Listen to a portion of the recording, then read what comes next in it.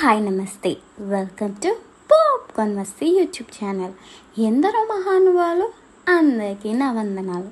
దయచేసి వీడియోలోకి వెళ్ళే ముందు ఒక లైక్, సబ్స్క్రైబ్ బటన్ ప్రెస్ చేసి నదులకు వచ్చేయండి ప్లీజ్. సో ఈరోజు వీడియో ఏంటంటే, అయ్యో రామ, ఇప్పుడు వీళ్ళ కాపురంలో కూడా నిప్పులు పోస్తున్నావా అంటున్నారు ఫ్యాన్స్.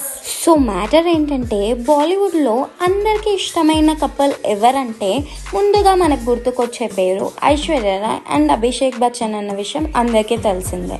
ఈ కపుల్ 2007లో సీక్రెట్గా లవ్ చేసుకుని పెళ్లి చేసుకున్నారనమాట. ఈ కపుల్ ఇప్పుడు డైవర్స్ తీసుకుంటున్నారన్న విషయం సోషల్ మీడియా మొత్తం కోడై కూస్తుందన్నమాట. ఈ వార్త 100 సార్లు కాదు 200 సార్లు రూమర్స్ వచ్చినా వీళ్ళు దీనిపైన అస్సలు రెస్పాండ్ అవ్వట్లేదు. తాజాగా ఐశ్వర్య రాయ్ గురించి బాలీవుడ్ మొత్తం ఇదే నిజం అని చెప్పేసి స్ట్రాంగ్ గా నమ్ముతుందన్నమాట. అండ్ ఐశ్వర్య రాయ్ గారు వాళ్ళ కూతురు ఆరాధ్య బచ్చన్ ని తీసుకొని వాళ్ళ హస్బెండ్ ఇంటి నుంచి బయటికి వెళ్ళిపోయినట్టు కథలుగా చెప్పుకుంటున్నారు. అత్తారింట్లో ఇబ్బందులు పడి తట్టుకోలేక వాళ్ళ అమ్మ వాళ్ళ ఇంటికి వెళ్ళారంట కూతుర్ని తీసుకొని. కొద్ది రోజుల కింద ఐశ్వర్య రాయ్ గారి 50th బర్త్డే అయిందన్నమాట. వాళ్ళ అమ్మగారు అండ్ కూతురుతో కలిసి సింపుల్ గా సెలబ్రేట్ చేసుకున్నారు బర్త్డేని.